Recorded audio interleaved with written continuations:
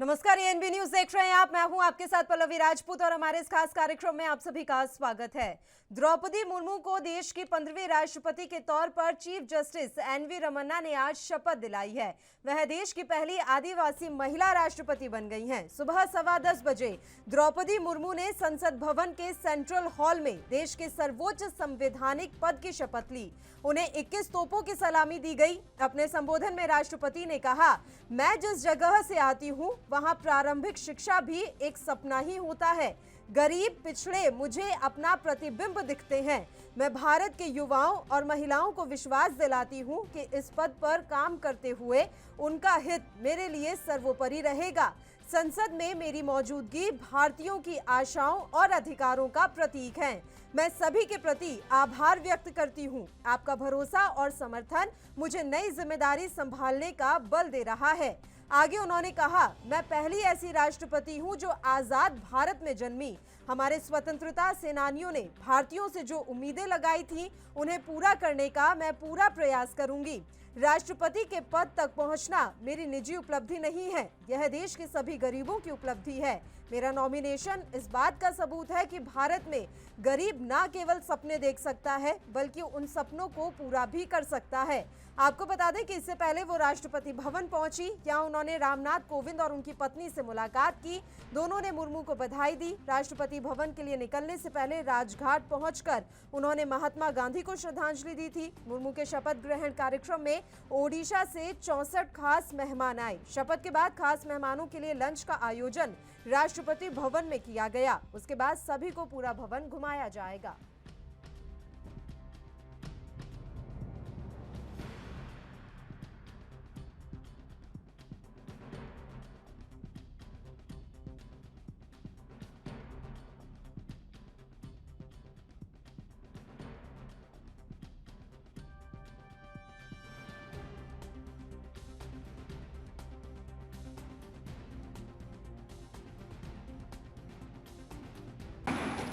भारत के सर्वोच्च संवैधानिक पद पर निर्वाचित करने के लिए मैं सभी सांसदों और सभी विधानसभा सदस्यों का हार्दिक आभार व्यक्त करती हूँ। आपका मत देश के करोड़ों नागरिकों के विश्वास की अभिव्यक्ति है। मैं भारत के समस्त नागरिकों की आशा, आकांक्षा और अधिकारों की प्रतीक इस पवित्र संसद से सभी देशवासियों का पूरी विनम्रता से अभिनंदन करते हैं।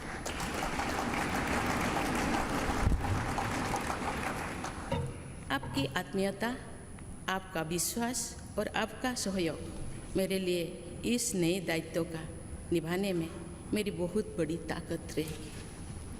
मुझे राष्ट्रपति के रूप में देश ने एक ऐसे महत्वपूर्ण कालखंड में चुना है जब हम अपनी आज़ादी का अमृत महोत्सव मना रहे हैं।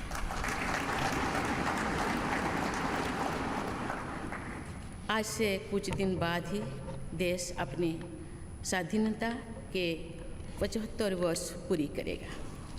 ये भी एक संयोग है कि जब देश अपनी आज़ादी के 50वें वर्ष का पर्व मना रहा था तभी मेरे राजनीतिक जीवन की शुरुआत हुई थी।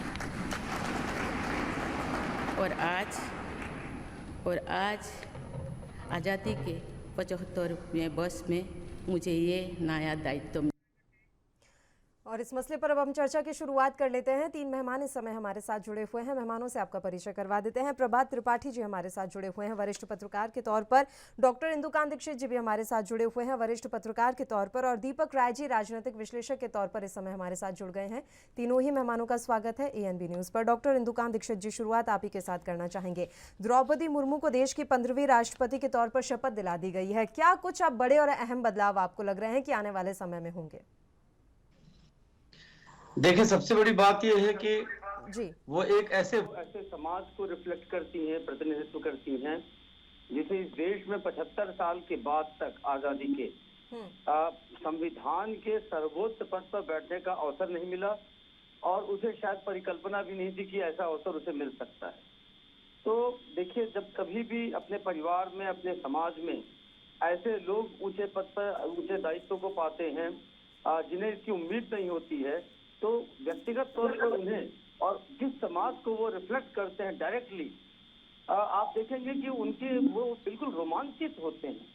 मैं महसूस कर सकता हूँ कि उड़ीसा, झारखंड, पश्चिम बंगाल के कुछ हिस्सों में, पश्चिम बंगाल में जो संथाल जनजाति के लोग हैं और तमाम अन्य भी जो आदिवासी समुदाय के लोग हैं, आज जिस तरह से उन्होंने जब अपने भाषण की शुरुआत की, आपने ध्यान दिया होगा, तो उन्होंने जोहार कहा। आप जानती हैं संथाल में और आदिवासी समुदायों में, झारखंड में विशेष तौर पे बधाई देने के लिए, नमस्कार के लिए, हेलो करने के लिए जोहार शब्द का उपयोग करते हैं। तो ये जो सांस्कृतिक अपनापन होता है, ये लोगों को बहुत अट्रैक्ट करता है और सदियों से करता रहा है और आगे आने वाले समय में भी करता रहेगा। तो द्रौपदी मुर्मू जिस हम्बल बैकग्राउंड से आई हैं, आप ये देखें आज अपने देश में जो लोग भी कॉन्स्टिट्यूशनल हेड्स हैं, आप अभी देखें जो एन वेंकट रमन जो अपने चीफ जस्टिस हैं, वो किसान के बेटे हैं। प्रधानमंत्री नरेंद्र मोदी, चाय बनाने का उनका बैकग्राउंड है और कितना हम्बल बैकग्राउंड है। अपने वाइस प्रेसिडेंट वो किसान के बेटे हैं। अब द्रौपदी मुर्मू जी स्वयं आदिवासी हैं और बिल्कुल आप उनका घर देखें, राज्यपाल 6 वर्ष रहने के बाद झारखंड से जब वापस गई तो 3 कमरे का उनका मकान है, उसी में वो गई। तो उन्होंने कोई संपत्ति, कोई प्रॉपर्टी नहीं इकट्ठी की अपने बच्चों के लिए, और उनके जानते हैं आप कि उनके पति नहीं रहे और उनका शैक्षिक बैकग्राउंड है। उन्होंने एक शिक्षक के रूप में अपना कार्य शुरू किया था, वो भी अवैतनिक, और वार्ड पार्षद के रूप में। तो राजनीति का जमीन से लेकर के और हाईएस्ट पॉइंट तक अब उनके पास अनुभव है। ऐसे लोग समाज में जब आगे आते हैं तो लोकतंत्र का वास्तविक अर्थ सामने खुद ब खुद दिखने लगता है कि लोकतंत्र किसका नाम होता है। अगर देखें किसी एक परिवार से, किसी एक समुदाय विशेष से, किसी एक जाति विशेष के लोग ही अगर सत्ता में लगातार होते हैं तो नाम लोकतंत्र का होता है, लेकिन लगता है कि हम राजतंत्र या राजशाही में ही जी रहे हैं। लेकिन इस तरह के नए नए लोग, नए नए चेहरे, बिल्कुल हम्बल बैकग्राउंड से, किसान, मजदूर, चाय वाला, या आप देखिए एपीजे अब्दुल कलाम को बनाया था राष्ट्रपति, किस तरह से गरीब बैकग्राउंड से तमिलनाडु से आते थे वाजपेयी गवर्नमेंट ने। तो ये चीजें रिफ्लेक्ट करती हैं कि जो लोकतंत्र है वो बिल्कुल जीवंत है। मैं एक छोटा सा उदाहरण देकर अपनी बात खत्म करूंगा कि आप देखें कि हमारे यहाँ का लोकतंत्र, आप स्वयं राष्ट्रपति द्रौपदी मुर्मू जी ने कहा कि 75वां वर्ष अमृत वर्ष चल रहा है, और 75वें वर्ष में ये 15वीं राष्ट्रपति ने शपथ लिया है आज, और इसमें 2 राष्ट्रपति द्रौपदी जी को लेकर के महिला राष्ट्रपति हैं। ऑन दी अदर हैंड, जो दुनिया का सबसे पुराना मॉडर्न लोकतंत्र माना जाता है अमेरिका, 1776 में उसे आजादी मिली थी अंग्रेजों से, और आज लगभग 250 वर्षों में एक भी महिला राष्ट्रपति वहां पे नहीं हुई है। तो ये होता है जो आपके सोच में, आपके विचार में, आपके काम में, आपके जीन्स में लोकतंत्र होना, और एक और शब्दों में, किताबों में, कागजों में लोकतंत्र होना। और इसका कारण क्या है? भारतीय संस्कृति में, भारतीय वैदिक वांग्मय में, भारतीय पुरातन साहित्य में, इतिहास में आप देखेंगे कि उसी समय से लोकतांत्रिक मूल्य हमारे देश के लोगों में रग रग में है। और आपको जान के आश्चर्य होगा कि जो प्रिंसिपल्स थे जिसके आधार पर समाज को चलाया जाता था, मनुस्मृति में उसके लॉज हैं किस तरह से चलना है, उसमें राजा के धर्म में लिखा हुआ है कि राजा वही होता है जिसके वही भोजन कर सकता है, वही जी सकता है, उसी को राजा होने का हक है जिसके समाज में, उसके देश में, उसके प्रजा में कोई भी भूखा ना हो, और जब सभी लोग भोजन कर ले तभी वो भोजन कर सकता है। ये लोकतंत्र हमारे खून में है, हमारे जीन्स में, हमारी संस्कृति में, हमारे संस्कार में है, हमारे परिवेश में है। लेकिन अमेरिका से हम तुलना करते हैं, अमेरिका कई बार हमें लेक्चर देता है मानवाधिकार पे, तमाम चीजों पे, लेकिन लेक्चर बाय डूइंग और lecture by paper, by oral speech, ये डिफरेंस है भारत और अमेरिका में और तमाम अन्य लोकतंत्रों में दुनिया के। प्रभात त्रिपाठी जी, जब अपना संबोधन दे रही थी द्रौपदी मुर्मू, तो उन्होंने एक बात कही कि भारत में ना केवल गरीब सपने देख सकता है बल्कि उन सपनों को पूरा भी कर सकता है। मेरा नॉमिनेशन इस बात का सबूत है। अब सवाल यहाँ पर यही है कि जिस समाज से आती हैं द्रौपदी मुर्मू, क्या राष्ट्रपति बनने के बाद उस समाज का उतना कल्याण हो पाएगा जितना उम्मीद की जा रही थी? क्योंकि वाकई में अभी भी आदिवासी समाज बहुत पिछड़ा हुआ माना जाता है। पल्लवी जी, आपने बहुत सही सवाल किया। मैं द्रौपदी मुर्मू को आपके चैनल के माध्यम से बधाई देना चाहूंगा और ये कहना चाहूंगा कि देश की आजादी के बाद एक ऐसी महिला राष्ट्रपति भवन रायसीना हिल में पहुंची है जहां पर वाकई में कोई एक सपना ही देख सकता था, और उस सपने को निश्चित तौर पर प्रधानमंत्री नरेंद्र मोदी और एनडीए ने पूरा किया। लेकिन सवाल इस बात का है कि जो लोग राष्ट्रपति भवन, जैसे कि अभी हमारे साथी कह रहे थे कि देश का लोकतंत्र बहुत जीवंत है, ये बताने की जरूरत नहीं है। भारत का लोकतंत्र सबसे पुराना लोकतंत्र है, और किस तरीके से स्मूथली टेक ओवर होता है, मिनट टू मिनट कुर्सी किस तरीके से रामनाथ कोविंद ने किस तरीके से द्रौपदी मुर्मू को सौंपी और वो चले गए और पूर्व राष्ट्रपति हो गए। और कंट्रीज में बड़ी क्रांति होती है, और जिस तरीके से ट्रंप ने, आपने देखा होगा अमेरिका में जब जीते थे, ट्रंप जब गए थे तो उनके समर्थकों ने क्या हाल किया था वहां अमेरिका में। वो सवाल वो नहीं है। सवाल आज भारत के अंदर आज 15वें राष्ट्रपति के रूप में द्रौपदी मुर्मू अगर काबिज हुई हैं, इसके पहले रामनाथ कोविंद काबिज हुए थे, और यही एनडीए उनको लाई थी और गरीब और दलित कह के लाई थी। मैं ये पूछना चाहता हूं कि हमारे जो राष्ट्रपति भवन में विराजमान होते हैं, 350 कमरे होते हैं, मुगल गार्डन है, वहां का एक ऐतिहासिक एक पूरा एक भवन का एक पूरा मतलब जो है महत्व है। लेकिन जो आदिवासी समुदाय और भील समुदाय, देखिए उन्होंने जब शपथ ली तो उन्होंने बिरसा मुंडा जी की बात की, जो रांची में जिनको पूजा जाता है बिरसा मुंडा जी को। लेकिन अब सवाल इस बात का है कि राष्ट्रपति तो बन गई द्रौपदी मुर्मू, लेकिन जो उड़ीसा, झारखंड, छत्तीसगढ़, मध्य प्रदेश के आदिवासी इलाके, या जो भील समुदाय आदिवासी है समुदाय के लोग हैं, उनको कितना प्रतिनिधित्व दिल्ली के अंदर मिलेगा। वो जब दिल्ली आएंगी, देखिए जब भी परेड होती है हमारे जो गणतंत्र दिवस की, उसमें हर स्टेट की झांकियां आती हैं और वहां लोग आते हैं वस्त्र और परिधान पहन के। लेकिन निश्चित तौर पे गरीब और आदिवासी अगर महिला प्रधान राष्ट्रपति बनी है तो उनका उत्थान कितना होगा। रामनाथ कोविंद दलितों का कितना उत्थान कर पाए 5 साल। झींझक के पास परोल गांव के रहने वाले थे, कानपुर देहात के। कानपुर देहात का नक्शा देख लीजिए आप, राष्ट्रपति 5 साल रहने के बाद वो हाल वही पुराना हाल, वही पुरानी स्थिति। जब राष्ट्रपति आते हैं तो उनके लाव लश्कर में उनके स्वागत में लाल कारपेट बिछा दी जाती है, लेकिन वहां आज भी दलित उसी जिंदगी से जी रहे हैं, उनके परिवार के लोग उसी जिंदगी से जी रहे हैं, पूरे देश के दलित उसी जिंदगी से जी रहे हैं। मायावती भी उत्तर प्रदेश में 2-2 बार 4-4 बार मुख्यमंत्री बनी। दलितों का कितना उत्थान हुआ।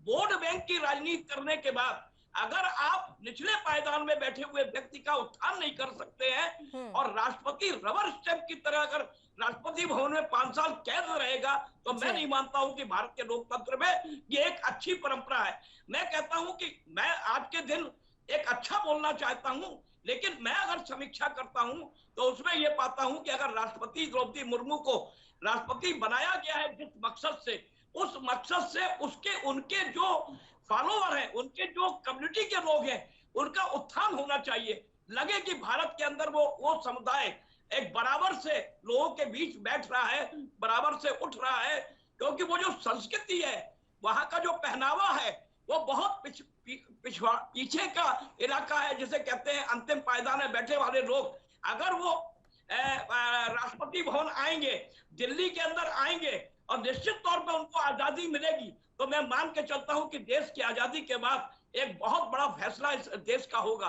तो अब ये देखना होगा कि 5 साल तक 2027 तक क्या राष्ट्रपति द्रौपदी मुर्मू वही रबर स्टैंप की तरह बैठेंगी, क्या उसी तरीके से काम होगा जो एक परंपरा चली आई है। अब इसमें आपको कुछ भी मेरी बात में समीक्षा में कुछ गलत नजर आ रहा हो, लेकिन मैं ये सवाल उठा रहा हूं कि राष्ट्रपति भवन में बैठने वाली चाहे महिला हो चाहे पुरुष हो, उन्होंने अपनी कम्युनिटी को कितना ऊपर उठाया है।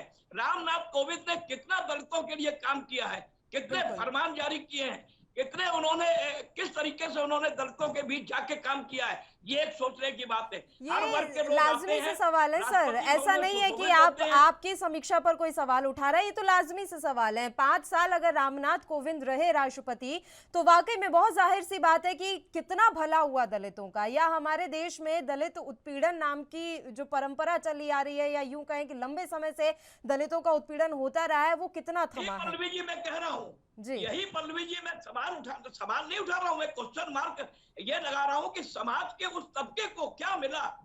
बिल्कुल। राष्ट्रपति दीपक द्रौपदी जी। मुर्मू बहुत संकट में आई हैं। जी, उनके जी, जी। पति का देहांत हुआ, उनके दोनों बच्चों का देहांत हुआ और एक बहुत साहसी महिला है, लेकिन उनके समुदाय को, उनके वर्ग को कितना फायदा मिलेगा ये आने वाला वक्त बताएगा। अगर वो वाकई कुछ कर सकती हैं तो अपने समुदाय को ऊपर लाएं और ये लगे समाज को कि वाकई में जो अंतिम पायदान में लोग बैठे हैं, जिसकी कल्पना, जैसे उन्होंने कहा कि गरीबों को सपना देखने का हक है और गरीबों का सपना भारत में पूरा होता है। मैं ये कहता हूं अगर नरेंद्र मोदी जी ने कोई भी सपना दिखाया है और उसको पूरा किया है तो निश्चित तौर पे अब ये सवाल है कि क्या रबर स्टैंप की तरह क्या वो 5 साल वहां बैठेंगी बिल्कुल, या कुछ ये वाकई में निकल बहुत के काम करेंगी। महत्वपूर्ण सवाल है दीपक राय जी। जो संबोधन होता है राष्ट्रपति का वो बहुत ज्यादा महत्वपूर्ण होता है, एक एक शब्द बहुत मायने रखते हैं, लेकिन क्या वो शब्द सिर्फ उतने 1 या 2 घंटे के लिए मायने रखते हैं या पूरे 5 साल के लिए वो शब्द चलते हैं? अब कहा तो है द्रौपदी मुर्मू ने कि गरीब और पिछड़े मुझे अपना प्रतिबिंब दिखते हैं। क्या वो इस बात को आगे लेकर जा पाएंगी? क्या वाकई में गरीबों और पिछड़ों का भला हो पाएगा? दीपक जी। जी, पल्लवी जी, सबसे पहले तो मैं बधाई देना चाहूँगा माननीय राष्ट्रपति महोदय को, जो आज इस मुकाम पे पहुंची हैं और जहाँ से आई हैं, आप उनका प्रवेश देखिए, बहुत बड़ी बात होती है और ये भारतीय लोकतंत्र के लिए बहुत ही मतलब गर्व का विषय है आज। लेकिन जहाँ तक लोग कहते हैं रबर स्टैम्प की बात करते हैं, अगर आप भारतीय लोकतंत्र समझें, आप सिस्टम समझें, राज्यसभा लोकसभा का सिस्टम समझें, तब आप रबर स्टैम्प का वर्ड यूज नहीं करना चाहिए। देखिए सिस्टम हमारा पता, संविधान में लिखा हुआ है कि राष्ट्रपति की क्या काम है, प्रधानमंत्री की क्या काम है, सबके। तो राष्ट्रपति एक एग्जीक्यूटिव हेड होता है, उसका वो एक तरह से संवैधानिक रूप से बाध्य है कि जो केंद्रीय कैबिनेट जो है, council of minister of council, जो भी निर्णय तो उसके बाद उसके निर्णय के लिए बाध्य होता है। तो आप सबसे बड़ी चीज उसके विवेक पे कुछ नहीं चलता है, जैसे मतलब एक संविधान से बना हुआ है, न्यायपाल उसके संवैधानिक व्यवस्था से बनी हुई है।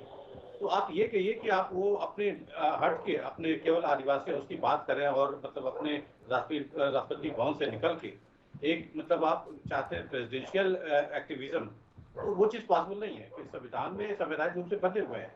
जो भी जो केंद्रीय मंत्रिमंडल है उसके जो भी निर्णय तो आप उनके एक एक वर्ड जो है, इवन उनका जो भाषण है वो भी शायद अप्रूव होता है उससे, मिनिस्ट्री से। तो आप ये कहिए कि केवल रबर स्टैम्प, आप जब तक आप संवैधानिक व्यवस्था को समझिए कि जब वो उसे बंधी हुई है केंद्रीय मंत्रिमंडल के निर्णय से, तो आप रबर स्टैम्प है, या तो आप संविधान में चेंज कीजिए, या तो एक तो से ये पर्सनल अटैक होता है, हर बार यही कहता है कि वो रबर स्टैम्प है। देखिए सबसे बड़ी चीज है, अगर एक्टिविज्म की बात करते हैं, प्रेसिडेंशियल एक्टिविज्म की बात करते हैं, तो उनसे एक्सपेक्ट ये कि जहाँ गलत हो आप उस मतलब आप कोई बिल पास होता है उस पर कहीं अगर जनता प्रोटेस्ट करती है, जनता के उसमें भी उसमें फेवर नहीं जाता है, तब वापस कर सकते हैं, तब तो ठीक है, वो एक्टिविज्म कहलाता है। लेकिन आप ये कि राष्ट्रपति भवन से निकल के आप वो जाएं गलियों में, कोचों में, आदिवासी लोगों के पास उनकी आवाज उठाएं, तो ये पॉसिबल नहीं होता है। लेकिन सबसे बड़ी चीज है एक कलाम जी ने, अब्दुल कलाम जी ने जो एक बहुत ही मतलब एक्टिव प्रेसिडेंट कहे जाते हैं, सबसे इंटरेक्शन किया, कितनी हम ब्लूप्रिंट बनाए, कितनी परियोजनाओं का, शायद वो कहीं के होना चाहिए। लेकिन सवाल आप ये आदिवासी के जीवन पूरा चेंज हो जाए, चाहे ये हो जाए, इससे नहीं होला। आप देखिए सबसे बड़ा उदाहरण हमारे पास आरक्षण का है। आरक्षण में भी तो वही व्यवस्था है कि एक आदमी जो है वो पूरे अपने जितने जात के लोग का उनका कल्याण करे। लेकिन आज 70-75 साल के बीच आरक्षण की मिलने के बावजूद क्या हुआ? उन दलित और आदिवासी क्षेत्रों का विकास हुआ? नहीं हुआ। तो सबसे बड़ी चीज कहीं कहीं अपनी कार्यप्रणाली में चेंज करने की आवश्यकता है। जब तक उसमें चेंज नहीं होगा तब तक आप किसी मतलब एग्जीक्यूटिव हेड को जिम्मेदार नहीं ठहरा सकते। से एक सवाल ये कहना चाहता हूँ, उन्होंने जो बात कही रबर स्टैम्प की, मैं ये कहना चाहता हूँ रबर स्टैम्प का मतलब ये नहीं है कि आप हमारे एक डेमोक्रेसी में लोकतंत्र में आप बंधे हुए हैं, कैबिनेट का जो डिसीजन होता है वो आपको मान होगा, लेकिन आप राष्ट्रपति भवन में बैठ के पूरे 5 साल आप सरकार को बता सकते हैं कि हमारे जो आदिवासी लोग हैं उनके लिए भी आप कोई योजना लाइए। आप उनको इतना तो कह सकते हैं, जब कैबिनेट का कोई डिसीजन आता है, सरकार कोई काम करती है, तो एक राष्ट्रपति सुझाव दे सकता है। अगर निर्णय नहीं ले सकता है और रबर स्टैम्प नहीं है, तो क्या वो अपने समुदाय को ऊपर लाने के लिए क्या वो एक केंद्र सरकार से या प्रधानमंत्री से गुजारिश नहीं कर सकता? मुझे पूरे 5 साल कोविड जी का कोई ऐसा प्रयास नजर नहीं आया।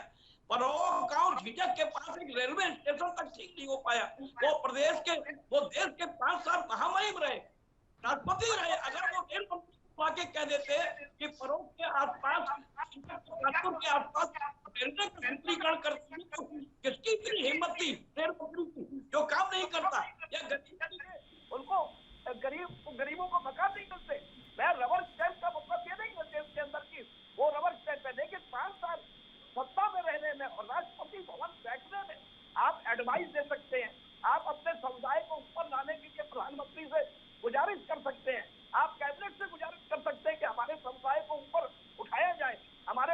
आगे लाया जाए। रबर स्टैम्प का मतलब ये नहीं है कि आप 5 साल राष्ट्रपति भवन में सिर्फ हस्ताक्षर करने के लिए और सिर्फ बड़ी बड़ी लंबी यात्राएं कर अरबों रुपया खर्च होता है प्रथम नागरिक के लिए। मेरा कहने का ये तात्पर्य है कि राष्ट्रपति पद दिखाई दे अपने समुदाय के लिए। जी बताइए, आप जवाब दे दीजिए, उसके बाद मुझे इंदुकांत जी का रुख करना है। बताइए दीपक जी। देखिए अभी त्रिपाठी जी बोल रहे, देखिए जो प्रेसिडेंट और जो काउंसिल ऑफ मिनिस्टर चाहे प्रेसिडेंट के बीच जितनी कम्युनिकेशन शायद वो पब्लिक में नहीं आती है। जी फर्स्ट टाइम अबुल कलाम जी ने अभी जो बुक लिखी थी उसमें उन्होंने अपने जितने ब्लूप्रिंट दिए गवर्नमेंट को, चाहे जितने एडवाइसर दिए, सब उन्होंने बारे में लिखा है। तो ये पहली बात जो पब्लिक प्रॉपर्टी में है, देखिए प्रेसिडेंट हमेशा देते रहते हैं, जो एडवाइस है वो इंडिया गवर्नमेंट को देते रहते हैं, प्रेसिडेंट को देते हैं, काउंसिल ऑफ मिनिस्टर को भी देते रहते हैं। तो वो चीज पब्लिक उसमें नहीं आती है। दूसरी तरफ प्रधानमंत्री या काउंसिल ऑफ मिनिस्टर बात नहीं है प्रेसिडेंट के एडवाइस के लिए। दूसरी चीज ये भी संविधान की व्यवस्था है। तो कहीं न कहीं आप देखिए राष्ट्रपति भी बंधा हुआ है संवैधानिक उससे। तो आप जो ये एफर्ट हमेशा तो हर राष्ट्रपति ने किया है। आप चाहे राजेंद्र प्रसाद से जितने राहुल गोविंद जी सभी ने अपने एडवाइस देते रहे हैं, लेकिन पब्लिक प्रॉपर्टी वो चीज नहीं आती है। तो शायद हम लोग को नहीं मालूम हो सकता है, लेकिन मैं आपको कहा कि राष्ट्रपति भवन से बाहर निकल के जो है गली कुचे में राष्ट्रपति जी नहीं आ सकते। तो ये कहीं के ये एक उनकी लिमिटेशन है, इस वजह से वो चीज हम लोग को दिखाई नहीं देती। इंदुकांत जी, ये बहुत बड़ी बहस का विषय है वैसे कि आप जिस समुदाय का नेतृत्व करते हैं या जिस समुदाय से आते हैं, क्या वाकई में राष्ट्रपति बनने के बाद आप उस समुदाय के हित के लिए कोई फैसले खुद से ले भी सकते हैं या नहीं? हालांकि हमारा संविधान ये इजाजत नहीं देता है कि राष्ट्रपति अपने हिसाब से अपने समुदाय के लिए कोई कानून बना ले, लेकिन उसके बावजूद जो बात कही प्रभात जी ने कि क्या आप कैबिनेट को सलाह दे सकते हैं, क्या आप कुछ उन्हें बता सकते हैं कि अपने समुदाय के लिए कम से कम क्या हितकारी है? देखिए पल्लवी जी, पहले तो जो प्रभात जी ने बात कही उससे मैं पूरी तरह सहमत नहीं हूँ। राष्ट्रपति पद ऐसा पद है पल्लवी जी, जहाँ पहुंचने के बाद आपकी पूरी परिकल्पना बदल जाती है। आप बेशक रिप्रेजेंट किए जाने के पहले कि आदिवासी समुदाय को की तरफ से एक रिप्रेजेंटेशन हुआ, लेकिन जब आप राष्ट्रपति जैसे संविधान के सर्वोच्च पद पर विराजमान होते हैं तो अगर आपने कहा कि आदिवासी का विकास करिए, तो ये बहुत ही हमारा मानना है कि ये बहुत ही हल की बात होगी राष्ट्रपति पद के लिए। अंदर खाने में जैसा दीपक जी ने कहा कि जब एक किसी समुदाय से, किसी वर्ग विशेष से कोई व्यक्ति टॉप पोजीशन पे जाता है, जैसे अभी हमारे चीफ जस्टिस हैं, तो वो कहीं न कहीं जब नीति निर्माण होती है, कोई बात तय होता है, कोई प्रोग्राम्स आते हैं गवर्नमेंट के, तो उसमें अपने व्यक्तिगत चर्चाओं में वो प्रधानमंत्री से, संबद्ध मंत्रियों से ये बातें कह सकते हैं, जैसा अपने प्रभात जी ने बात सजेस्ट किया। लेकिन राष्ट्रपति के तौर पे तो उनका सीधा लक्ष्य होना चाहिए, सर्वे भवन्तु सुखिनः, सर्वे सन्तु निरामयाः, सर्वे भद्राणि पश्यन्तु, मा कश्चित् दुःख भाग् भवेत्। अगर राष्ट्रपति बनने के बाद वो कहेगा आदिवासिनः सुखिनः भवन्तु, आदिवासी को ही घर मिले, तो वे राष्ट्रपति किस चीज के हुए? ये बड़ी मतलब पद की मर्यादा के खिलाफ ये बात मैं मानता हूँ। और दूसरा, मैं कंप्लीट कर लूं प्रभात जी, मैं कंप्लीट कर लूं। और दूसरा देखिए, जब राष्ट्रपति होता है, चाहूंगा आप राष्ट्रपति फिर दलित क्यों कहते हैं आप कि आदिवासी राष्ट्रपति हम बनाने जा रहे हैं? आखिर आप ये आदिवासी का आप कहिए राष्ट्रपति द्रौपदी मुर्मू बनाने जा रहे हैं, आदिवासी क्यों बनाने जा रहे हैं? और जब वो राष्ट्रपति बन गई तो आप कह रहे हैं आदिवासी से कोई मतलब नहीं है, वो सभी धर्मों की, सभी जात की, सभी उसकी वो राष्ट्रपति है। जब आप राष्ट्रपति प्रत्याशी आप नामांकन करने गए थे तो आपने उनको आदिवासी क्यों कहा? आपने पूरे चैनल में, मीडिया में आदिवासी क्यों उनको कहा गया? क्यों अंतिम पायदान में बैठने वाली महिला कहा गया? मुझे इसका जवाब दे दीजिए। या तो लोकतंत्र में ये भी सही नहीं है। अगर आप ये बात कह रहे हैं कि राष्ट्रपति सभी का होता है, तो मैं कहता हूं वोट बैंक की राजनीति के लिए आपने इसको 2024 को कैश कराने के लिए आपने बार बार आदिवासी कह रहे हैं। आप देश आजाद की प्रथम द्रौपदी मुर्मू कहिए आदिवासी महिला जो कहते हैं आप, जब आप आदिवासी महिला कहते हैं तो पूरा हक है आदिवासियों का, भील समुदाय का, कि उसको ऊपर उठाया जाए समाज में। अगर आप राष्ट्रपति भवन में राष्ट्रपति बन के प्रथम महिला बन के जा रही है, ये दोनों चीजें कंट्राडिक्ट नहीं हो सकती है। आप आदिवासी भी इस्तेमाल करें। ठीक है प्रभात जी, आप ये कहें कि ठीक है प्रभात जी। देखिए प्रभात जी, पहले तो लोकतंत्र की इस मर्यादा का अगर आप ध्यान रखें ज्यादा अच्छा है कि हमारी बात पूरी हो जाए, फिर अपनी बात आप रखें। देखिए, बड़ी बात यह है प्रभात जी, आप बहुत वरिष्ठ व्यक्ति हैं। जब किसी का अपॉइंटमेंट होता है, जब वो एक सामान्य व्यक्ति है, जब वो एक कैंडिडेट है, तब उसके गुण दोष बताए जाते हैं कि इनमें ये गुण हैं, इनके ये दोष हैं, इनकी ये अच्छाई है, इनकी ये भी खूबी है, ये सारी चीजें इनके साथ जुड़ी हैं बैकग्राउंड में। लेकिन जब वो किसी पद पर बैठ जाता है प्रभात जी, तो मेरा मानना है, आपका डिफरेंस ऑफ ओपिनियन हो सकता है, कि फिर वो पद की मर्यादा के अनुसार कर्तव्य पालन करना उसका धर्म होता है। अब आपने पूछा कि आदिवासी क्यों कहा गया? इसलिए कहा गया कि उस समय वो एक उम्मीदवार थी, और ये बताया गया देश को कि इस देश में उम्मीदवार किसी भी वर्ग से, किसी भी जात से, किसी भी धर्म से हो सकता है, और वो कॉन्स्टिट्यूशन के टॉप मोस्ट पोस्ट तक पहुंच सकता है, जो 75 वर्ष में नहीं किया गया। अब जब ये हो गया, उसके बाद जब वो एक पद की मर्यादा से बच गई, तो वहां जाकर के मैं एक उदाहरण देना चाहता हूं, खास तौर से प्रभात जी आपके लिए। देखिए, जब रामनाथ कोविंद जी राष्ट्रपति हुए, तो उन्होंने अपनी पहली दूसरी ही मीटिंग जो थी, एक जुडिशियल बॉडीज से, चीफ जस्टिस और तमाम लोगों की एक मीटिंग थी, कॉन्फ्रेंस था, उसमें उन्होंने कहा कि मेरी इच्छा है कि देश में टॉप जुडिशियरी में भी आरक्षण होना चाहिए। ये बात एक राष्ट्रपति के तौर पे उनके मुख से मेरे हिसाब से शोभा नहीं देती है। संविधान के विशेषज्ञों ने बहुत सोच समझ कर करके ये सारी चीजें तय की, बनाई। जब राष्ट्रपति पद के पर आप पहुंच गए, तब एक पब्लिक डिस्कोर्स में आप ये बात कहते हैं, तो जैसा आप कह रहे हैं, उन्होंने एक पर्टिकुलर हित की, अपने समाज की, अपने जात के हित की बात कही। लेकिन जब आप राष्ट्रपति पद की मर्यादा से बात करते हैं, वहां पहुंच जाते हैं, तो आप इंटरनल डिस्कोर्स में, प्रधानमंत्री से व्यक्तिगत मुलाकात में, मंत्रिपरिषद के लोगों से व्यक्तिगत बातचीत में, अधिकारियों से बातचीत में, ये बातें आप इन्फ्लुएंस कर सकते हैं, कह सकते हैं। लेकिन पब्लिक डिस्कोर्स में, जिस दिन देश का राष्ट्रपति, अब एक मिनट मेरी बात हो जाए प्रभात जी प्लीज मेरी बात सुने।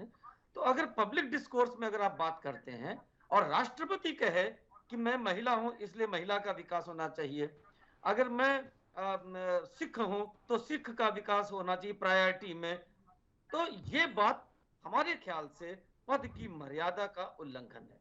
दूसरी बात, जहां तक किसी पद पे, बड़े पद पे, हर वर्ग के, किसी खास वर्ग के व्यक्ति के पहुंचने की बात होती है प्रभात जी, और मैं आप के सभी दर्शकों के लिए अपनी बात कहना चाहता हूं कि उसका एक मोरल इंपैक्ट ये पड़ता है कि हमारे देश में जब जैल सिंह को राष्ट्रपति बनाया गया, उसका इंपैक्ट ये पड़ा कि कई वेस्टर्न कंट्रीज में पल्लवी जी, सिखों को पगड़ी रखने पे, टर्बन अपने रखने पर विवाद था।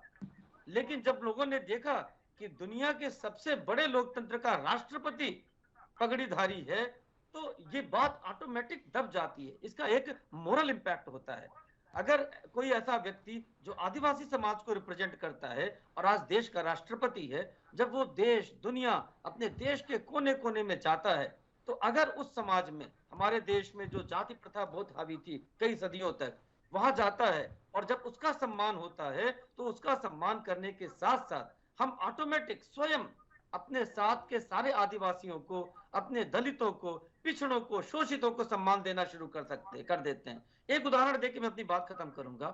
आप देखें, हमारे जीवन में जब हम पलते हैं, बढ़ते हैं, पढ़ाई करते हैं, अपने स्कूल, कॉलेज, कहीं भी राजनीति में जाते हैं, पत्रकारिता में, लोग चाय की दुकान में बैठते हैं, चाय पीते हैं। लेकिन चाय वाले का सम्मान तब ज्यादा करने लगते हैं जब देश का प्रधानमंत्री भी चाय वाला होता है। क्या प्रधानमंत्री ने कभी कहा कि चाय वाले को आरक्षण दो, सम्मान दो? जब उस पद पे, उस मर्यादा पे कोई बड़ा व्यक्ति पहुंच जाता है, किसी संवैधानिक पद पे, चाय बनाने वाला, तो चाय वाले का सम्मान देश स्वयं करने लगता है। हाँ, कहते हैं जैसे एपीजे अब्दुल कलाम थे, उन्होंने क्या राष्ट्रपति भवन में कोई नया जादू की छड़ी चला दी? उनका व्यक्तित्व ऐसा था कि Rashtrapati Bhavan open for all कर दिया। रोज स्कूलों के बच्चे आते थे, लोगों से मिलते थे, उन कमरों में लोग रहते थे, लेकिन कभी भी उन्होंने अपने पद पर रहते हुए अपने परिजनों को मुफ्त में वहां राशन नहीं खिलाया, मुफ्त में वहां विजिट नहीं कराया, मुफ्त में पर्यटन नहीं कराया। ऑन दी अदर हैंड, बहुत दुख के साथ हमें कहना पड़ता है कि इसी देश में जब प्रधानमंत्री देवगौड़ा जी बने, तो पहले उनकी जो विदेश यात्रा थी, आज तक हमें याद है, वो दक्षिण अफ्रीका की थी, और जो विशेष प्रधानमंत्री का विमान गया उसमें 72-73 लोग देवगौड़ा जी के परिवार से थे। तो ये क्या होता है कि सम्मान किसी पद के लिए, किसी मर्यादा के लिए, किसी जात के लिए, आप अगर प्रभात जी बहुत अच्छे पत्रकार हैं और किसी संस्था में आपने एक अच्छा आदर्श ढंग से अपना जीवन जिया, तो लोग स्वयं सम्मान करेंगे कि प्रभात जी जैसा एक ब्राह्मण या इस जगह का रहने वाला व्यक्ति एक अच्छा व्यक्ति होता है। तो ये ऑटोमेटिक उसका सम्मान उस पद के साथ जुड़ जाता है और पूरे देश समाज में उस पर्टिकुलर वर्ग के लोगों का सम्मान स्वयं होने लगता है। जी बताइए प्रभात जी। नहीं, मैं अपने साथी की बात को आगे बढ़ाते हुए मैं ये सिर्फ इतना कहना चाहता हूँ कि मैंने जो रबर स्टैंप या संविधान पद पे जो बात उठाई वो मैंने बात सिर्फ ये उठाई कि हमारे देश के 15 राष्ट्रपति अगर बने हैं अभी तक, तो उसमें कई राष्ट्रपति ऐसे हैं जिन्होंने वाकई में समाज के लिए काम किया है। मैं ये नहीं कह रहा हूँ, मैं नाम लेके भी बता सकता हूँ कि किन्होंने कौन सा अध्यादेश सरकार का वापस कर दिया, किन्होंने किसको प्रधानमंत्री पद पे शपथ नहीं लेने दी। मैं आपको बता रहा हूँ, मतलब कहने का यही रबर स्टैंप के राष्ट्रपति थे। बात ये नहीं है, बात ये है, मैं अपने साथी को बताना चाहता हूँ कि हम लोकतंत्र की दुहाई देते हैं, हम संविधान की दुहाई देते हैं। संविधान में बैठने वाला व्यक्ति जब बार बार ये कहता है कि वो जाट समुदाय से मैं उपराष्ट्रपति बना रहा हूँ, मैं धनखड़ को लेके आया हूँ, मैं चाय बेचने वाला हूँ, तो क्या वो संविधान की धज्जियां नहीं उड़ती है? मैंने सिर्फ इतना कहा कि राष्ट्रपति अगर द्रौपदी मुर्मू बनी है तो ये स्वागत योग्य देश का एक भाग है, एक देश की एक किस्मत है कि एक ऐसी महिला राष्ट्रपति रायसीना हिल में विराजमान हुई है जो वाकई में जो नहीं सोच सकती थी कि देश की राष्ट्रपति में बन सकती। लेकिन अगर अपनी कम्युनिटी को, अगर राष्ट्रपति भवन का मुगल गार्डन दिखाना है, 335 कमरे अतिथियों के लिए होते हैं, वहां लाइन लगी रहती है, लोग आते हैं, हर समुदाय के लोग आते हैं। मेरा सिर्फ इतना कहना यह है कि संविधान से आप बंधी हुई हैं, लेकिन अगर ये कहीं इस्तेमाल होता है कि दलित और आदिवासी महिला जो है, जो झारखंड या उड़ीसा से आई है, तो मैं ये कहना चाहूंगा कि दक्षिण का जो दक्षिण में जो हो रहा है, या दक्षिण के जो लोग अपेक्षित हैं, जो हिंदी बेल्ट के लोग यहाँ दिल्ली में हावी हैं, क्या दक्षिण का पूरा जो एक संस्कृति और कल्चर है, क्या वो हमारे दिल्ली के विजय चौक में दिखाई देगा? क्या राष्ट्रपति भवन में दिखाई देगा? क्या हम उस वर्ग के लिए कितना काम कर पाएंगे? जैसा कि आपने कोविंद जी के लिए कहा, मैं कह रहा हूँ कोविंद जी सम्मानित पूर्व राष्ट्रपति हो गए हैं, मैं उनके क्षेत्र से आता हूँ। राष्ट्रपति का ऐसा नहीं है कि 5 साल राष्ट्रपति अगर कोई देश का रहे तो क्षेत्र का विकास नहीं हो सकता, या तो सरकार ने सुनी नहीं होगी उनकी, या तो सरकार ने नहीं सुनी। आप आइए कानपुर देहात और चीजें पूरा देखिए, आज उसी तरीके का है। राष्ट्रपति रामनाथ कोविंद ने दलितों के लिए क्या कर दिया, कितना बड़ा काम कर दिया। कहीं ऐसा ना हो कि वही हाल द्रौपदी मुर्मू जी के हो कि हम बहुत बड़ा चढ़ा के देश के लोकतंत्र को देश की जनता के सामने प्रस्तुत करते हैं और बताने का ये प्रयास करते हैं कि हम तो आदिवासियों के शुभचिंतक हैं, हम गरीबों के शुभचिंतक हैं, गरीबों को सपना देखने का अधिकार है, लेकिन वाकई वो वंचित रह जाते हैं। ये कहीं ऐसा ना हो। ये अगर आप कह रहे हैं, एक बात बताएं प्रभात जी, फिर तो राष्ट्रपति किसी भी समुदाय से आए क्या फर्क पड़ता है? ये तो फिर सारे समुदाय के लिए एक जैसी बात हुई ना, वो आदिवासी से हो या फिर वो सामान्य वर्ग से हो, कहीं से भी हो। पल्लवी जी, मेरा जोर, मैं किसी एक समुदाय के लिए जोर नहीं दे रहा हूँ, जी जी, लेकिन जो राजनेता लोग जोर दे रहे हैं, जो 2024 का इलेक्शन लड़ने के लिए जोर दे रहे हैं, मैं उनको आईना दिखा रहा हूँ। मैं राष्ट्रपति भवन को आईना नहीं दिखा रहा हूँ, मैं राष्ट्रपति द्रौपदी मुर्मू को आईना नहीं दिखा रहा हूँ, आपके हिसाब से आदिवासी समाज जो बार बार शब्द का इस्तेमाल किया जा रहा है वो 2024 को ध्यान में रखते हुए किया जा रहा है, यानी कि लक्ष्य सीधे सीधे 2024 है। निश्चित तौर पे राष्ट्रपति, देखिए पल्लवी जी, जी पूरा ये जो खेल है 2024 का है। अगर धनखड़ जी को लाया गया है तो क्यों लाया गया झुंझुनू राजस्थान से? क्योंकि राजस्थान में बीजेपी को स्टैब्लिश होना है। जाट समुदाय एक बड़ा समुदाय है। हम कह रहे हैं आप और क्या कोई राष्ट्रपति नहीं मिले थे क्या धनखड़ की जगह? लेकिन आप वोट बैंक की जब राजनीति करते हैं, जब राष्ट्रपति पद और उपराष्ट्रपति पद वोट बैंक का शिकार होता है, तब मैं ऐसे सवाल उठा रहा हूँ। तब मैं इस बात के सवाल उठा रहा हूँ कि अगर आप वोट बैंक का इस्तेमाल करते हैं तो उस वोट बैंक को ऊपर उठाने का पूरा अधिकार है, तब आपका संविधान कहाँ चला जाता है? मैं ये पूछना चाहता हूँ। अपने दोनों साथियों से। दीपक राय जी, सवाल बड़ा गंभीर है कि क्या वोट बैंक की राजनीति हो रही है? इन दोनों पदों के जो उम्मीदवार थे वो सिर्फ वोट बैंक के हिसाब से रखे गए हैं। जी पल्लवी जी, 35 मिनट हो गए। जी जी। शायद जिस तरह की तर्क प्रभात त्रिपाठी जी दे रहे थे, मुझे लगा कि शायद ये पहली जो लास्ट वाला वर्ड बोला इन्होंने कि 2024 के इलेक्शन को ध्यान में रख के किया गया है, तो शायद ये पहले ही बोल देना चाहिए। मैं तो समझ गया रबर स्टैम्प की बात की। देखिए राष्ट्रपति तो बना हुआ है, अगर आप संवैधानिक प्रक्रिया के थ्रू जाइए राष्ट्रपति बना। फिर इन्होंने कहा कि जो राष्ट्रपति को अपने अपने क्षेत्र का वो विकास करना चाहिए। तो ये तो आज सबसे बड़ी चीज है कि बिहार जो है सबसे पहला प्रदेश होना चाहिए जो सबसे विकसित होना चाहिए, क्योंकि राजेंद्र प्रसाद जी आ रहे थे वहां।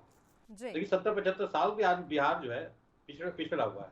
तो इसकी जिम्मेदारी राजेंद्र प्रसाद पे हम खेल नहीं सकते, चाहे राष्ट्रपति पे हम नहीं डाल सकते, क्योंकि जो संवैधानिक प्रक्रिया है उसके हिसाब से जो है जो राष्ट्रपति जो एक्टिव पॉलिटिक्स में नहीं आ सकता।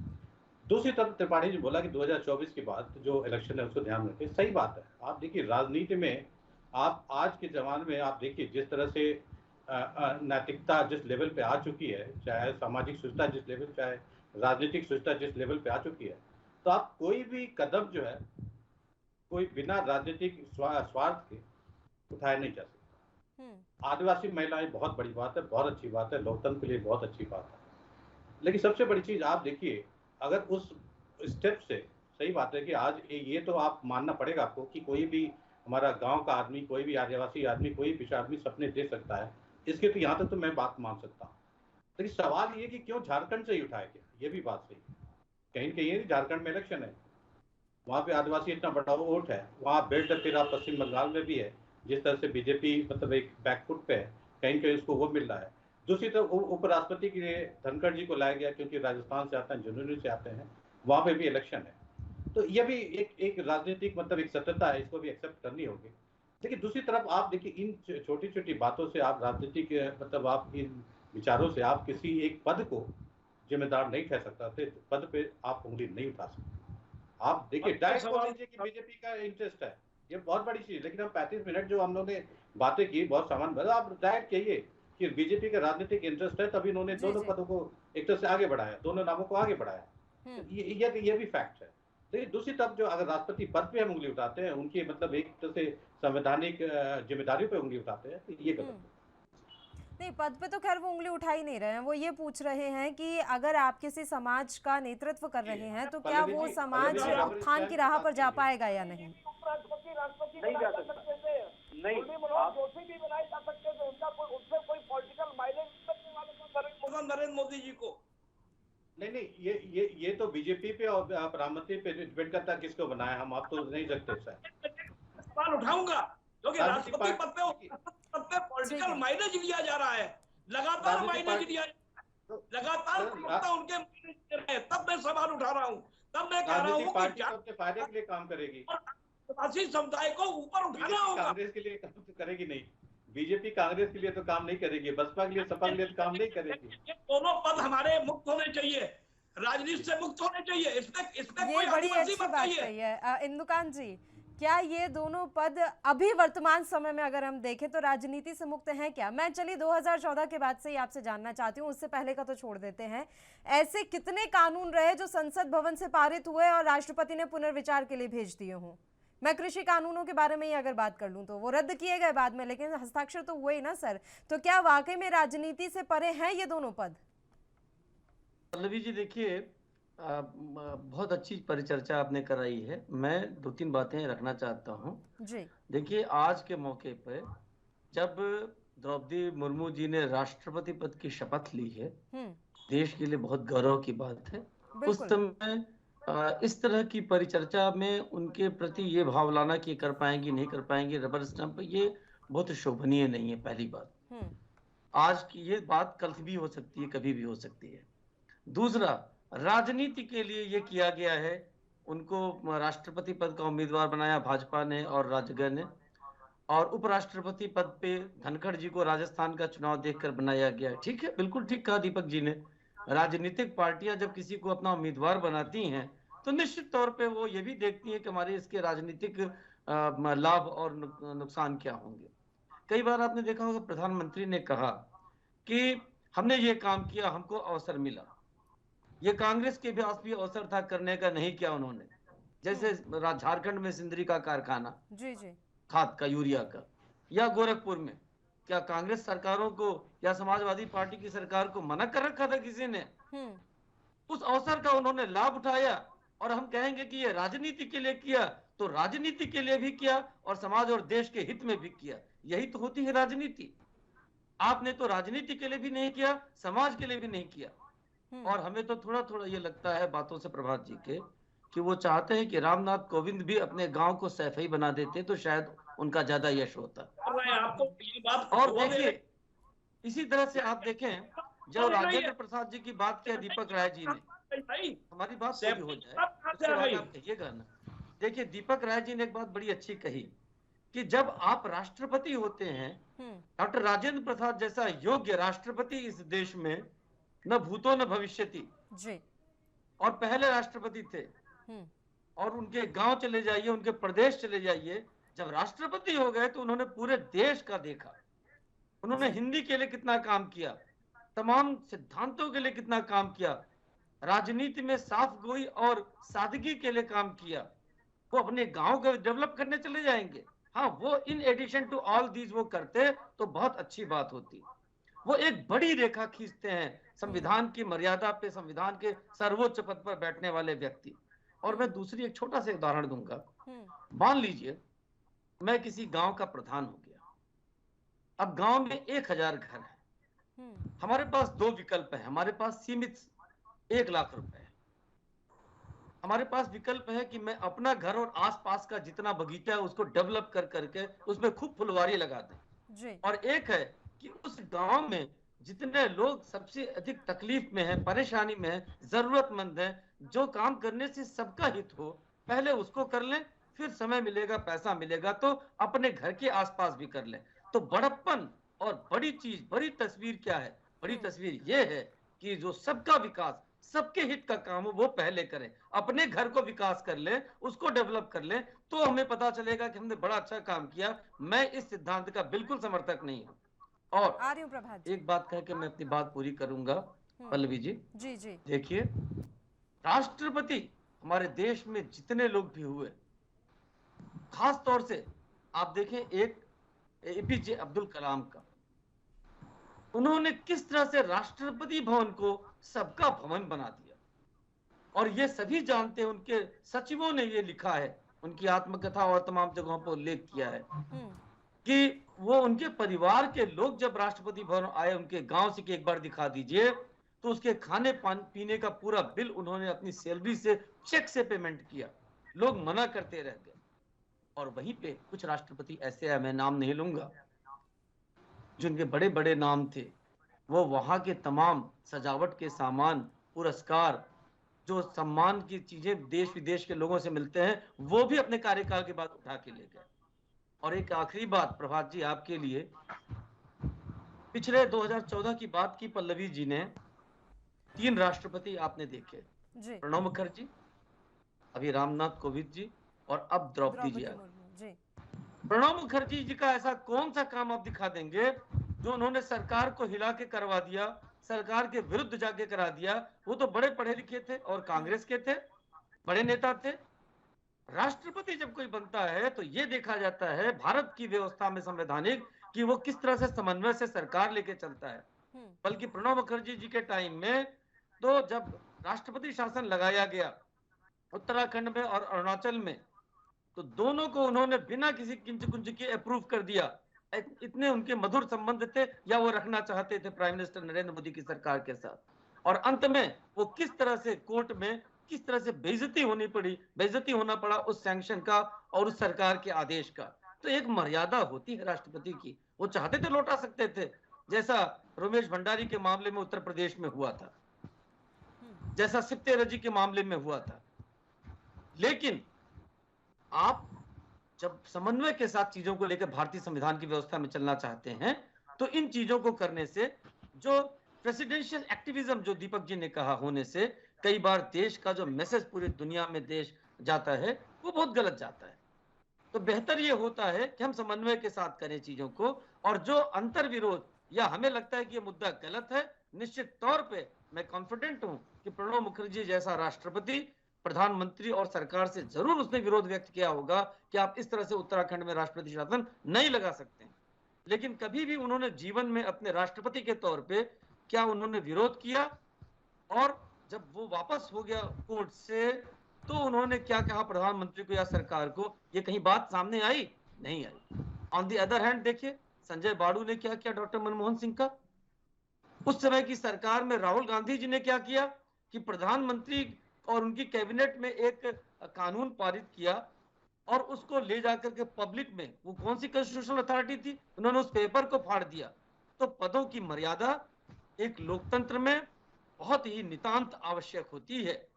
और रामनाथ कोविंद, प्रणब मुखर्जी और अब द्रौपदी मुर्मू, आप इनकी जब तुलना करेंगे तो किसी ने भी किसी एक वर्ग के लिए, द्रौपदी जी की तो शुरुआत हो रही है, काम करने का कोई उदाहरण आप दिखा दें या फिर कोई विरोध करने का सरकार का डटकर। और एक अंतिम बात, जहां तक द्रौपदी मुर्मू जी, उनको व्यक्तिगत तौर पर मैं जानता हूं, द्रौपदी मुर्मू जी ने, आप जानते हैं, भाजपा की नेता रही हैं। बचपन से उन्होंने जो काम किया राजनीतिक तौर पे, जब राज्यपाल बनी झारखंड में तो यहाँ पे रघुवर दास जी की भाजपा की सरकार थी और उन्होंने CNT SPT एक्ट के जितनी जमीनें थी उनके अधिग्रहण के बारे में एक कानून ले आए और विपक्ष के तमाम विरोधों को धता बताते हुए उन्होंने विधानसभा से उसको पारित कराकर उनके पास भेज दिया। और यही द्रौपदी मुर्मू जी थी। अंदर की बात बता रहा हूं, उनके उस समय के प्रिंसिपल सेक्रेटरी संतोष सतपथी जी, SK सतपथी जी, संतोष कुमार सतपथी जी, उन्होंने उनसे राय ली। उनके OSD थे, उनसे उन्होंने राय ली दास साहब, और दोनों ने कहा कि नहीं, आपको इसको अप्रूवल नहीं देना चाहिए राज्यपाल के तौर पे, जबकि राज्यपाल की शक्तियां बहुत सीमित हैं जी। वो अगर दोबारा वापस कैबिनेट उनको अप्रूव कर करके विधानसभा से पारित करके भेज देती तो उनके पास कोई ऑप्शन नहीं था, विकल्प नहीं था उसको अप्रूव करने के बजाय। लेकिन उन्होंने क्या किया कि उस बिल पर पास होने के बाद उस पर बैठी नहीं और कई महीने तक उन्होंने नहीं वापस दिया, अप्रूव नहीं किया। और जब बहुत जोर लगाया सरकार ने, यहाँ झारखंड से लेकर दिल्ली तक केंद्र सरकार ने भी ऐसा समझा जाता है कि उन पर दबाव बनाया, लेकिन उसके बाद उन्होंने उसको वापस कर दिया और आज तक उस कानून ने बाहर कानून का मुंह या पब्लिक का मुंह नहीं देखा। तो इसलिए ऐसे किसी व्यक्ति के राष्ट्रपति बनने के दिन इस ढंग के सवाल उठाने उचित नहीं है। जी पल्लवी जी। देखिए पल्लवी जी, शायद मेरे साथी को शुरू से मेरी बात समझ में, डिबेट में नहीं आ रही है और मैं समझा भी नहीं पाऊंगा, 5 मिनट बचे हुए हैं। मेरा सिर्फ ये कहना है कि अगर आप लोकतंत्र की दुहाई देते हैं, आप संविधान की दुहाई देते हैं, राष्ट्रपति पे कोई सवाल नहीं उठा रहा है, राष्ट्रपति और उपराष्ट्रपति कोई सवाल उठा भी नहीं सकता है, हम जैसा व्यक्ति तो सवाल उठा नहीं सकता है। मैं ये कहता हूं कि इस पद की ब्रांडिंग क्यों होती है? इस पद की ब्रांडिंग क्यों होती है कि वो दलित समुदाय से है, वो आदिवासी समुदाय से है, वो जाट समुदाय से है? क्योंकि आपको वोट बैंक चाहिए 2024 का। कई इस देश के अंदर ऐसे लोग हैं जो चाहे एनडीए में हो चाहे और भी जगह हो, क्या उपराष्ट्रपति विपक्ष का नहीं हो सकता था? लेकिन नहीं, नंबर ऑफ गेम का खेल है, आपके पास नंबर है। देखिए सत्ता का अहंकार जब चढ़ के बोलता है और जब ब्रांडिंग आप करते हैं चुनाव के लिए 2024 के लिए कि वो जाट समुदाय से है, वो आदिवासी समुदाय से, तब मैं सवाल उठाता हूँ। मैं सवाल राष्ट्रपति भवन पे या राष्ट्रपति पद पर नहीं उठा रहा हूँ, क्योंकि वो एक संवैधानिक पद है। मैं अपने साथी को ये बताना चाहता हूँ कि इस देश का लोकतंत्र, अभी हमारा लोकतंत्र और मजबूत होगा जब ट्रांसपेरेंसी दिखाई देगी, पारदर्शिता दिखाई देगी और उस पद पे बैठने वाला, संविधान के पद पे बैठने वाला व्यक्ति वाकई में अपनी समुदाय या अपनी कम्युनिटी या सभी कम्युनिटी के लिए न्याय करता हुआ दिखाई देगा। मैं पूछता हूँ, क्या कोविड जी के कितने काम आपको दिखाई दे गए? आपने कहा वो सफाई नहीं करा देते, आप पहुंच गए पॉलिटिकल लाइन पे, पहुंच गए, सफाई की बात ही नहीं हो रही है। बात ये हो रही है कि एक राष्ट्रपति को अगर इतने भी अधिकार नहीं है कि वो 2-4 काम अपने क्षेत्र के करा ले, तो वो रबर स्टैम्प नहीं होगा तो क्या होगा? वो पूरे देश का राष्ट्रपति होता है। कितने काम कोविंद जी ने कर दिए, कितने मुखर्जी ने कर दिए, सवाल नहीं उठाया जा रहा है। फिर आप ये ना कहें कि वो आदिवासी समुदाय से आती थी और आदिवासी समुदाय के लिए मैंने ये कर दिया, मैंने दक्षिण में ये कर दिया, मैंने झारखंड को ये दे दिया, मैंने उड़ीसा को ये दे दिया। मैंने राजस्थान को ये दे दिया। सवाल मैं इसलिए उठा रहा हूँ कि जब जब ब्रांडिंग होगी, जब जब पॉलिटिकल तीर और निशाने साधे जाएंगे वोट बैंक के लिए, सवाल उठेंगे। इससे लोकतंत्र मजबूत नहीं होगा, इससे संविधान मजबूत नहीं होगा। शायद आपको मेरी बात समझ में नहीं आ रही होगी, लेकिन मैं समझाने का प्रयास अपने दर्शकों को कर रहा हूँ कि इस देश का राष्ट्रपति सर्वोच्च पद होता है, तो प्रभात तीनों जी, सेना का एक बात कमांडर होता बताएं, है। तो भारत में उनको यूएस जैसी इतने अधिकार राष्ट्रपति होने प्रणाली चाहिए। लागू होनी चाहिए क्या, ये बताएं। भारत में यूएस जैसी राष्ट्रपति प्रणाली जो है वो लागू कर देनी चाहिए। नहीं होगी, आप देखिएगा पल्लवी जी, जी। प्रधानमंत्री नरेंद्र मोदी इसी काम पे लगे हुए हैं। अमेरिका पैटर्न पे आप देखिएगा, और 2 बार देश के राष्ट्रपति भी रहेंगे, वो आप देख लीजिएगा। मैं जो आप बात कह रहा हूँ, आपको डेमोक्रेसी, आप लोकतंत्र की बात कर रहे हैं। 2027 में देखिएगा 26वें प्रधानमंत्री स्वेच्छा से पद छोड़ेंगे, और उस समय अमेरिकन पैटर्न पे यहाँ की डेमोक्रेसी और यह लोकतंत्र और यहाँ का फेडरल तंत्र आने वाला है। ये बात आज मैं कह रहा हूँ आपसे। दीपक जी, हमारे साथी समझ रहे हैं इस चीज, और ये होने जा रहा है ये, और इसको नरेंद्र मोदी ही करेंगे। अमेरिकन डेमोक्रेसी हमारे यहाँ पर भी लागू हो सकती है, संभावनाएं नजर आ रही हैं आपको दीपक जी? नहीं, बिल्कुल पल्लवी जी नहीं हो सकती, नहीं हो सकती, एकदम नहीं हो सकती। जो संवैधानिक जो पार्लियामेंट्री डेमोक्रेसी है वहाँ की अलग है और हमारे देश की अलग है, और ये पॉसिबल नहीं है। वहाँ पे तो हो सकती है, लिमिटेड एक पॉपुलेशन है, हमारे 135 करोड़ लोग हैं, और जिस तरह से हमारी जनतांत्रिक व्यवस्था है, जिस तरह से डाइवर्सिटी है, और जो पॉपुलेशन का पैटर्न है, शायद पॉपुलेशन का पैटर्न और इकोनॉमिक पैटर्न में कहिए, उस हिसाब से नहीं हो सकती। दूसरी तरफ त्रिपाठी जी ने बात कही, बात इन्होंने बहुत ही एक तरह सार्वभौमिक बोली, सही बात बोली, ये राजनीतिक पद नहीं होना चाहिए। लेकिन शायद ये कहीं कहीं पार्टियों का विरोध, राजनीतिक पार्टियों का विरोध करते करते कहीं राष्ट्रपति का ही विरोध कर गए। शायद ये चीज कहीं इन्होंने मिक्स की, बात सही की, इन्होंने केवल गोभी जी की उंगली उठाई, और शायद आवाज आ रही है दीपक जी, आ रही है, आप बताइए। दीपक जी, आपकी आवाज मिल रही है मुझे। दीपक जी की फोन लाइन डिस्कनेक्ट हो गई है। आपको आवाज मिल रही है दुकान से? जी मिल रही है। बताइए, अभी एक ये नई चर्चा शुरू हो गई है कि क्या भारत में भी अमेरिका जैसी डेमोक्रेसी लागू हो सकती है? जो यूएस राष्ट्रपति प्रणाली है, क्या वो हमारे देश में भी संभव है कि हो जाए? हालांकि त्रिपाठी जी कह रहे हैं कि ऐसा होगा एक दिन। जी पल्लवी जी, ये बिल्कुल संभव है जी। और मैं तो इसका पक्षधर हूं कि ये होना भी चाहिए, क्योंकि अगर इस देश में प्रधानमंत्री को भी कठपुतली बना के चलाने की कोशिश की जाए, इससे अच्छा है कि कोई मॉस लीडर जिसकी पूरे देश में चमक हो, जिसकी पूरे देश में पूछ हो, जिसकी पॉपुलैरिटी का ग्राफ पूरे देश में दुनिया में हो, वो देश को लीड करे। नहीं तो आज क्या होता है, देखिए अमेरिकन प्रेसिडेंशियल सिस्टम की कुछ अच्छाइयाँ क्या है जी? कि एक राष्ट्रपति को पॉपुलर वोट से पूरे देश के लोग चुनकर भेजते हैं, वो देश का नेता हो जाता है। वहाँ 50 राज्य का नेता हो जाता है, जबकि हर राज्य के इंडिपेंडेंस काफी कुछ आपने स्वायत्तता है। अब उसके बाद वो देखिए एक्सपर्ट्स को लेकर के एक डिफेंस के कई बार आपने देखा होगा, पावेल थे, जनरल पावेल, जो इराक वार में थे, उनको उन्होंने जब बुश आए तो उन्होंने अपना डिफेंस मिनिस्टर बनाया। अब आप ये देखिए कि जो रियल वार टाइम में काम किया है उसको अपने डिफेंस मिनिस्टर बनाया, तो उससे अच्छा योग्य कौन हो सकता है डिफेंस मिनिस्टर। इसी तरह से वो फाइनेंशियल सेक्टर के बड़े एक्सपर्ट को लेके आता है और उसको बनाता है फाइनेंस मिनिस्टर, और वहां कहीं मजबूरी नहीं है कि वहां के दोनों सदन जो है संसद के, उसमें से वो सदस्य उसका होना चाहिए। हमारे यहाँ क्या है कि जो सदस्य चुन के आया, चाहे वो ऐरू गैरू नत्थू खैरू जो भी हो, अच्छा भी हो सकता है, अयोग्य भी हो सकता है, लेकिन चूंकि उसको चुन करके मंत्रियों को भी आने की मजबूरी है, तो कई बार अयोग्य लोगों को भी मंत्री पद मिल जाता है।